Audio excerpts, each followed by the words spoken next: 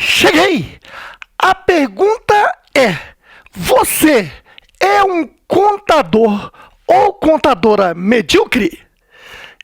Medíocre no bom sentido, mediano apenas. Venha pra cá. Se você é o contador que todo final do mês vai lá no portal do Simples Nacional, mais especificamente aqui no PGDAS-D, Programa Gerador do DAS Declaratório, e simplesmente fornece as notas fiscais de vendas, notas fiscais de serviços e clica lá para que o sistema processe e lhe forneça o DAS, que já vem o CNPJ do seu cliente, o valor, e aí você encaminha o DAS ao seu cliente e diz: pague até o dia 20 do mês seguinte. Aí eu te pergunto, você sabe exatamente o que o sistema, o programa gerador, está processando? Na verdade, o sistema, o governo, é uma mãe aqui no caso. No portal do Simples Nacional, fornece aos profissionais um programa onde ele simplesmente coloca as notas fiscais e o programa já calcula e manda recolher. Só que no programa está a aplicação de toda a Lei Complementar 123, que é a Lei do Simples Nacional de 2006, com redação alterada principalmente com a Lei Complementar 155 de 2016, que trouxe profundas alterações no processo de apuração do Simples Nacional. Por isso, veja, se você é um profissional que está parado no tempo e acha que é contador fazendo apenas isto, aliás, chega até a comprar curso onde o instrutor entra lá no programa e fica te mostrando como se faz isso aqui, que é tão elementar, que é até autoexplicativo. Você encontra, inclusive, tutoriais no YouTube te explicando isso. Você precisa muito mais do que isso. Você precisa entender a lei. Por isso, venha para cá e entenda o que é interpretar e aplicar a legislação tributária. Por isso, eu vou te apresentar um resumão de apuração do Simples Nacional, principalmente com os novos cálculos que veio a partir de 1º de janeiro de 2018, com a referida Lei Complementar 155 de 2016, que entrou em vigor nessa data. Certo aí? Veja,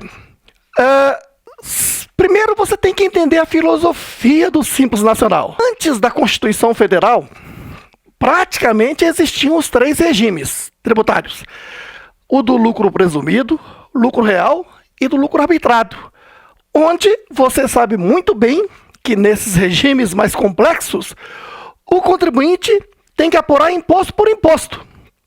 Pega a lei do imposto de renda e calcula o imposto de renda e recolhe. Pega a lei da contribuição social sobre o lucro, calcula a contribuição social e recolhe. E assim faz com todos os tributos. É muito cálculo, muita burocracia, muita lei a ser aplicada.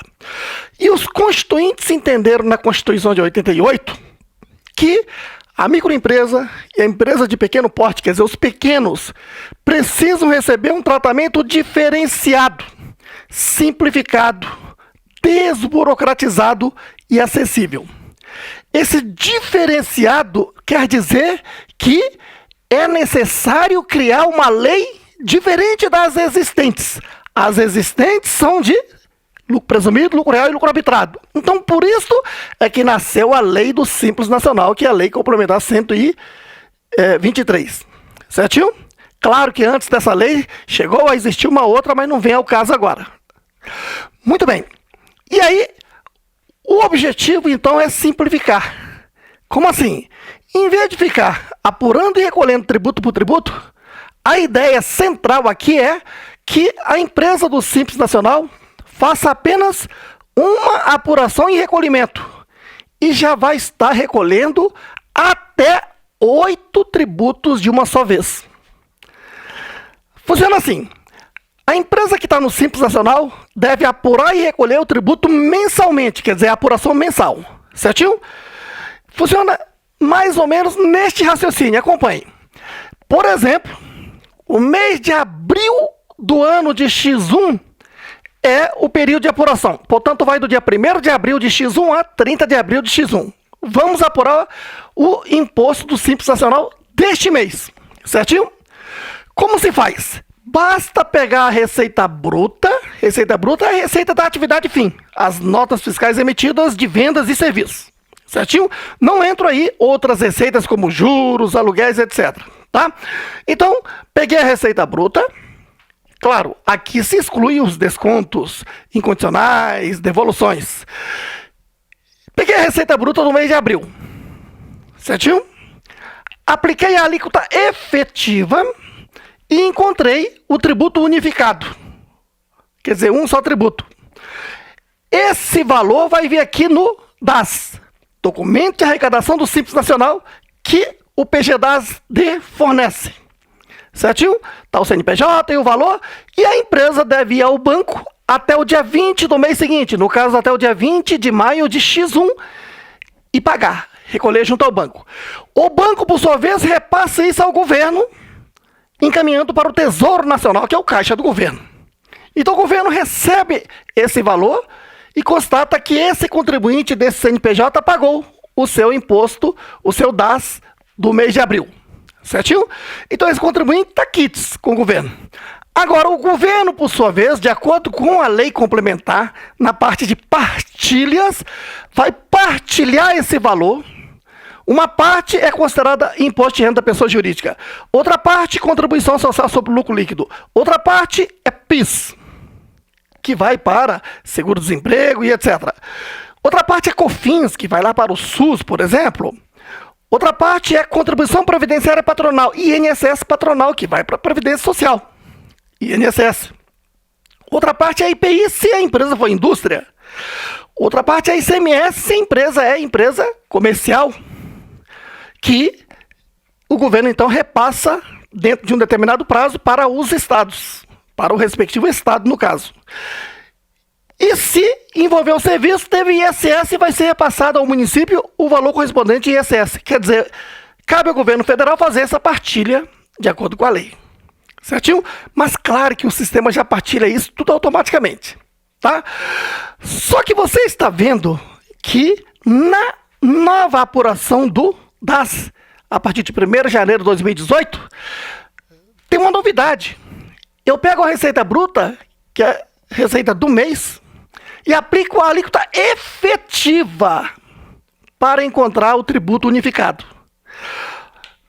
Aqui é que começa a longa história das novidades. Eu até costumo dizer que uma piada. O Simples Nacional é tão simples quanto o cantor belo é belo. Veja, para você entender então, o raciocínio é o seguinte: de acordo com a Lei Complementar 155, e para eu calcular essa alíquota efetiva aqui, tem todo um processo, tá? Pego a receita bruta. O interessante é que o legislador colocou RBT, que remete à receita bruta total dos últimos 12 meses, não é isso? Mas vamos colocar os termos usados na lei. É receita bruta acumulada dos 12 meses anteriores ao período de apuração. Se o período de apuração é 1º de abril de X1 a 30 de abril de X1, os 12 meses anteriores, ela começa lá em 1 de abril de X0 a 31 de março de X1. Então, 12 meses anteriores ao período de apuração, certinho? Então, pego a receita bruta acumulada, quer dizer, somo as receitas brutas dos 12 meses, multiplico pela alíquota. Quando o legislador usa o termo alíquota, é a alíquota nominal, que está lá nos anexos, certinho? Você vai entender um pouco melhor daqui a pouco. E subtraio a parcela a deduzir, que está também no anexo. Divido pela receita bruta acumulada dos 12 meses anteriores. Aí eu encontro a alíquota efetiva que se aplica aqui. Explicando melhor, veja só. Então, nos 12 meses anteriores, eu pego a receita bruta acumulada, que é o primeiro item, certinho? Aí você diz, mas e se não tiver esses 12 meses? Tem todo um cálculo de proporcionalidade disso aí todo, certinho? Aí, em seguida, eu vou para os anexos. Antigamente, nós tínhamos 6 anexos. A partir de 2018, passamos a ter apenas 5 anexos. Anexo 1 é para a empresa do ramo de comércio. O anexo 2 é para a empresa do ramo de indústria. Anexos 3, 4 e 5 são de serviços. Há serviços do anexo 3, serviço do anexo 4, serviço do anexo 5. Certinho? Muito bem. E em cada anexo desse, passamos a ter 6 faixas de receita bruta. Por exemplo, a primeira faixa do anexo 1, por exemplo, é quando a receita bruta acumulada dos últimos 12 meses for de até 180 mil. Aí dá 4,5% de alíquota nominal.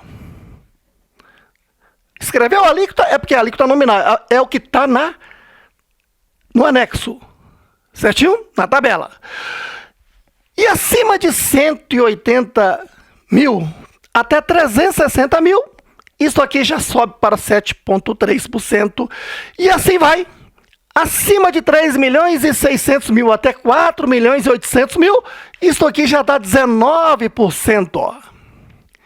Só que, ao contrário do que era antigamente, eu pego a receita bruta e não aplico diretamente a alíquota que está lá nas faixas dos anexos. Eu tenho que calcular a alíquota efetiva. Então, veja, uma vez descoberto a receita bruta acumulada, vamos supor, exemplo, que a empresa está no anexo 1, é atividade de comércio, vendas, certinho? Bom, vai ser todos os meses anexo 1, porque é de acordo com o KNAI da empresa lá no CNPJ. Tá ok? Pronto. Isto é fixo todos os meses, até que venha a mudar a atividade, se for o caso. Tá, então a empresa está no anexo 1. Peguei a receita bruta acumulada dos últimos 12 meses e verifico qual é o valor que está dando.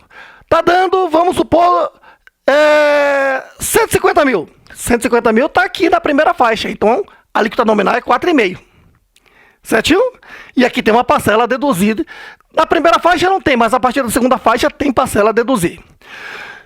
E aí então, descoberto a receita bruta acumulada e vindo aqui para o anexo 1, estou aqui na faixa. Primeira faixa, eu sei que a alíquota é 4,5%. Pronto. Agora eu vou calcular a alíquota efetiva, que é pegar essa receita bruta acumulada, vezes a alíquota efetiva que está aqui, a alíquota nominal que está aqui no anexo 1, primeira faixa, 4,5%. Menos parcela a deduzir. Na primeira faixa não tem. Então aqui seria 0. Dividido pela receita bruta total dos 12 meses, no caso citado 150 mil, pronto, encontro a alíquota efetiva. Essa alíquota efetiva que eu vou aplicar sobre a receita bruta do mês de abril para encontrar o imposto ou tributo unificado que virá aqui no DAS a ser recolhido junto ao banco, para que o governo faça a partilha. Certinho? Só que o sistema aqui demonstrado fica muito fácil. Mas quando você pega a lei, cada detalhe desse está no dispositivo da lei. A lei é complexa, sem dúvida nenhuma, para ser interpretada. Por isto é que eu lhe convido a participar deste curso, que é o chamado Especialista Fiscal PME, Pequenas e Médias Empresas. Na verdade, aqui você vai estudar 3 cursos. O primeiro é o do Simples Nacional, mais o do Microempreendedor Individual, num só curso. Certinho? Porque o MEI faz parte do Simples Nacional num contexto geral e você vai entender durante o curso. Tá? Em seguida, o curso de lucro presumido, que é para as médias empresas, como se apura o Imposto de Renda da Pessoa Jurídica, Contribuição Social sobre o Lucro, PIS e COFINS cumulativos da empresa do lucro presumido. E veja que Outra lei que o seu cliente vai estar cobrando o ano inteiro é o do imposto de renda da pessoa física. Impossível um contador dizer que é contador sem entender estas legislações. Portanto, todo contador tem que estudar ao nível de se tornar um especialista fiscal. Por que fiscal? Fisco é a Receita Federal, a Secretaria da Fazenda, quer dizer, o órgão que fiscaliza e arrecada. A lei tributária é a lei do fisco, daí legislação fiscal, certinho? Das pequenas e médias empresas, mas aqui já incluindo, inclusive, o próprio MEI. Quer dizer, a maior parte do trabalho hoje em dia do contador é atuando com o microempreendedor individual. Depois, a microempresa e empresa de pequeno porte, do Simples Nacional. Os escritórios contábeis atuam também com o lucro presumido, raramente com o lucro real. Por isso é que nós temos um curso à parte de especialista em lucro real exclusivamente para as grandes empresas. Certinho?